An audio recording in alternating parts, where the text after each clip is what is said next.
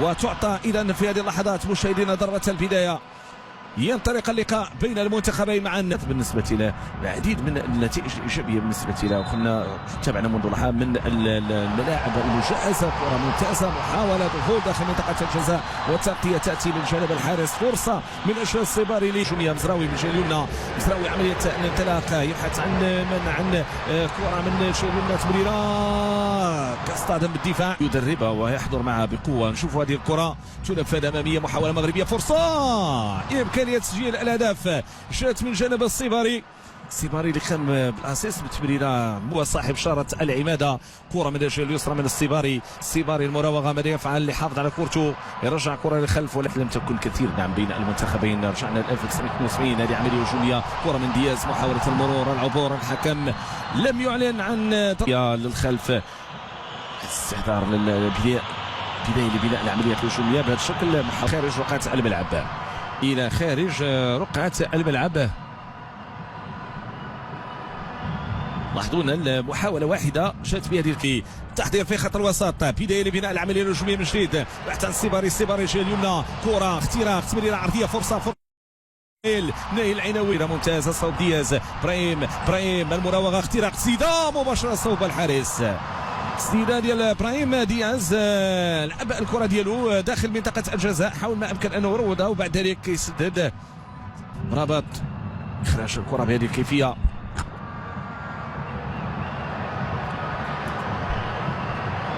عادت من جديد صوب الحارس المنتخب الوطني المغربي. الانسلال ياتي من مزراوي عند مرابط تمريره ممتازه في العمق، محاوله ولا زال بامكانه بجربته ان يقدم الكثير. كره من الجهه اليمنى.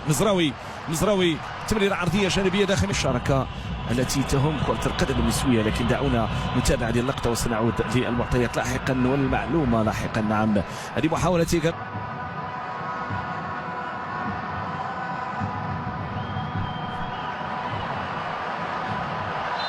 هنا كنشوفوا التدخل قابله في الشيء الحالي، لكن يذكرنا اجيال خاصه بالاسماء المغربيه اللي كانت انذاك محمد هزاز، مصطفى فتوي المغربي.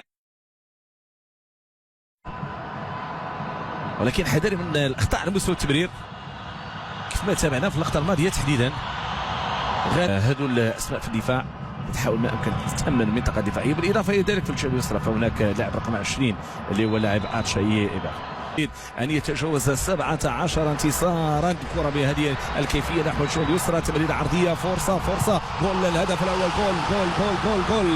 الهدف الاول المغربي ياتي بهذه الكيفيه من الجهه اليمنى. عمليه هجوميه ونايل العيناوي يضع الكره في الشباك. نايل العيناوي من الجهه اليمنى تعامل مع هذه الكره، لعبها بشكل ممتاز وتمكن من وضع الكره في الشباك معلنا عن الهدف الاول. هذه البدايه التي تاتي من جانب المنتخب الوطني المغربي. 1-0 وداخلين باسلوب هجومي. وهذا الوالد يونس العيناوي الاب احد الدفر ديال ابراهيم دياز. الحلول ديالو لاعب ما كتوقعش كيفاش ممكن يخرج كره من الاقدام ديالو. تسديده بهذه الكيفيه مباشره صوب الحارس. نصير مزراوي كينطلق بالكره ديالو، تمريره اماميه، محاوله الاستلام. نعم، ابراهيم دياز، اختراق، دخول داخل منطقه الجزاء، فرصه من ابراهيم دياز، تمريره، تسديده، ولكن ما كيتم. والمنتخب الوطني المغربي يواصل لاجو البحث عن الحلول في الهجوم. كره لابراهيم لدياز، الاختراق، دخول داخل منطقه الجزاء، تغطيه دفاعيه، غادي يوصل الكره ديالو، تمريره عرضيه، فرصه تسديده، ولكن ما مشاتش بالكيفيه المطلوبه. كترجع عند ابراهيم دياز، دخول داخل منطقه الجزاء، كيسدد ضربة مرمى. كيقول الحكم في الوقت اللي ابراهيم دياز نزل امام جوج ديال اللاعبين، استعمل الصدر ديالو في الوقت اللي كنشوفوا ايضا حارس المرمى. مزراوي ممتاز كيتمكن من المرور بهذه الكيفيه عند ابراهيم دياز.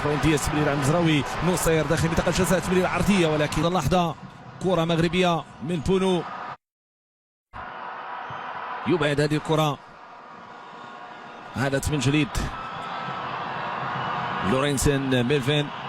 الملاعب الافريقيه والعالميه على اعتبار ان لديه اكثر من 82 مشاركه دوليه. كره في الجهه اليسرى، انس صلاح الدين يرفع هذه الكره داخل منطقه الجزاء ومباشره البحث عن الانسلال رجعت من جديد لتكون المغربي عن طريق سفيان مرابط للجهه اليمنى. مزراوي ماذا يفعل؟ مزراوي تمريره عرضيه، فرصه ممتازه، هدف ثاني للمنتخب الوطني المغربي عن طريق اسماعيل السيباري.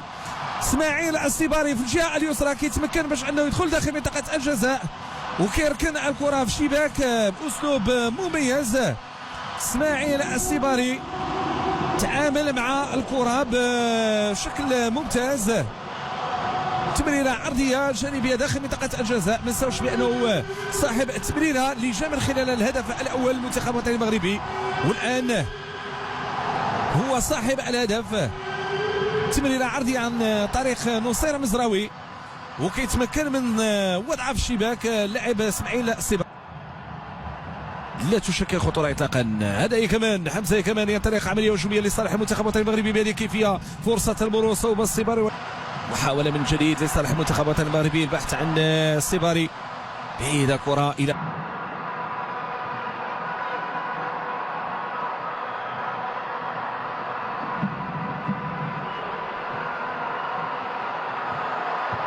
تمريره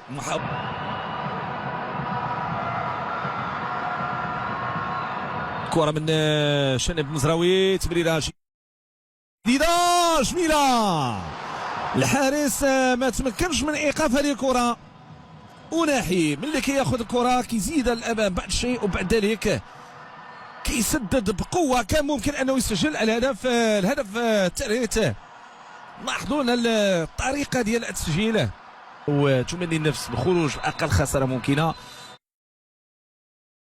اول متاخر بجوج ديال الاهداف مقابل لا شيء امام الخبره ديال لاعبي المنتخب الوطني المغربي. عادت عند سفيان مرابط، يمر سفيان، ممتاز ممتاز ممتاز، ما بدلوا ما فعلوا. هذا امتياز الاختراق، الدخول داخل منطقه الجزاء، محاوله ممتازه ولكن منتخبات تركن للدفاع، وبالتالي نواجه طريقه فك هذا الاسلوب اللعب الذي سنجده نعم حتما في العموم. كرة من جديد لصالح المنتخب الوطني المغربي، الانسلام من الجهة اليسرى، ولكن صافرة الحكم تعلن على مخالفة شديدة، خاصة صعود جيل جديد من اللاعبين، خاصة الاسماء اللي تحترفات سواء في اوروبا او افريقيا.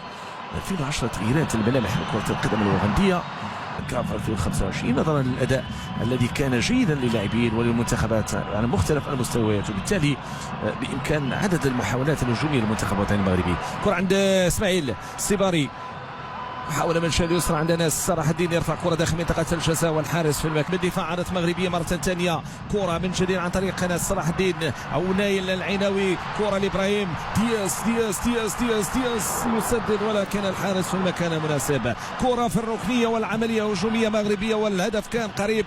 الثالث كاد ان يكون مغربي في اللقطة الماضية، لعبت بشكل ممتاز صراحة، وخاصة من الجهة اليسرى. ابراهيم دياز ومن سدد التسديدة الأخيرة، والحارس ومن أزاح الخطر وأزاح الكرة الماضية. لعبت ممتازة من عناصر المنتخب الوطني المغربي. كرة في الركنية، على ستيفن استعان بالتمريرة العرضية جانبية، تغطية من جانب الدفاع نصر لاحظونا تمريرة عرضية بهذه الكيفية، يبحث عن تمريرة لنصر مزراوي، يعيد الكرة لخلف. كرة الهدف من سفيان الرحيمي في أول تسديدة لكنه لم يتمكن من استثمارها. النصر الوطني الآن غادي تحاول ما أمكن أن تأمن المنطقة الدفاعية. الآن المحاولات قليلة جدا ما نشاهده الآن.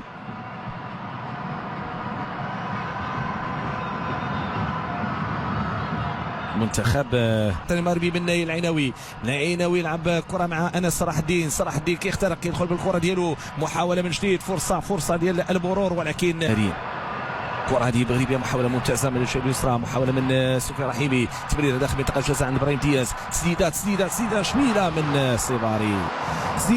السيباري، وتدخل من اونيان غودينيس اللي بعد الكرة صوب الركنية. لاحظوا الكيفية ديال حصر الكرة بالصدر والتسديدة ديال السيباري. الحارس كيتمكن باش انه يخرج الخطر، لاعب بامكانه انه يلقى الحلول. كره بهذه الكيفيه من انس، ممتازه ممتازه ممتازه من انس. صلاح الدين تمريره داخل منطقه الجزاء، تسديده ولكن السيباري لم يتم. محاوله من شادي يسرى عن طريق السيباري، اسماعيل السيباري تمريره داخل منطقه الجزاء، هي كورتو لم يتمكن من التسديد. عادت من جديد المغربي من كمان يخترق الجميع، يبحث عن التسجيل ولكن من جديد لصالح راي مرفوعه من الحكم مساعد معلنه عن تسلل. ايقاع المقابله ايقاع عادي. المنتخب يحاول بفينة اخرى انه يقوم بهجمات مرتده، يحاول انه لصالح المنتخب الوطني المغربي. عمليه هجوميه من جديد عن طريق من نصير مزراوي، اختار التمريره ديالو، تمريره عرضيه، فرصه داخل منطقه الجزاء، جوج ديال اللاعبين. انس، صلاح الدين، كره صالح المنتخب الوطني المغربي، عمليه الاختراق، مرور ممتاز وسقوط ضربه جزاء. يقول الحكم ضربه جزاء. هذا هو سفيان، هذا هو رحيمي، هذا هو اللاعب المطلوب، هذا هو اللاعب المطلوب. نعم، اللاعب الذي بامكانه ان يقتنص انصاف الفرص يستغلها وليقدم الاضافه المرجوه. لاعب من الصعب ان تسيح الكره من اقدامه، حصل من بوب. سفيان يتقدم، جول جول جول جول جول.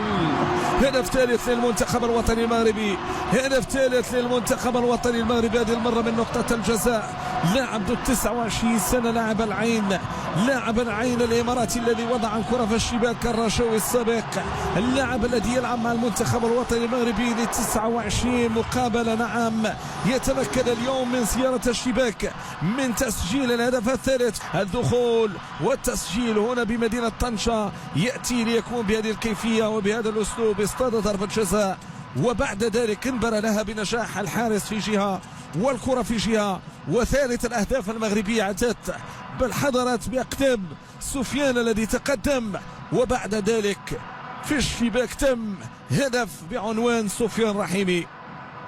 الجيكي الذي يجد نفسه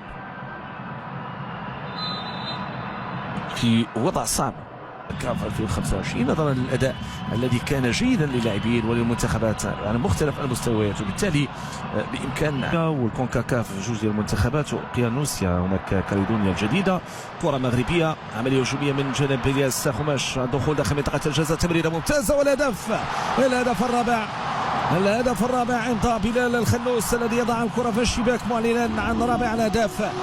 كنا نتوقع أن الرابع قادم وقابل المباراة أن تستضيف هدف أو أن يكون فيها هدف رابع، وذاك ما فعل بلال الخنوس. تمريرة عرضية جانبية واستثمار ممتاز من بلال الخنوس الذي يضع الكرة في الشباك. رابع الأهداف للمنتخب الوطني المغربي. نظرة على دكة احتياط، نظرة على بول. كيف هو الحال؟ كيف هو الحال في هذا اللقاء؟ الياس، تمريره ممتازه لديوب، كيدخل داخل منطقه الجزاء، كيسدد ولكن ما قدمتش شديده. وفي هذه اللحظات يعلن الحكم على نهايه المقابله ب4 ديال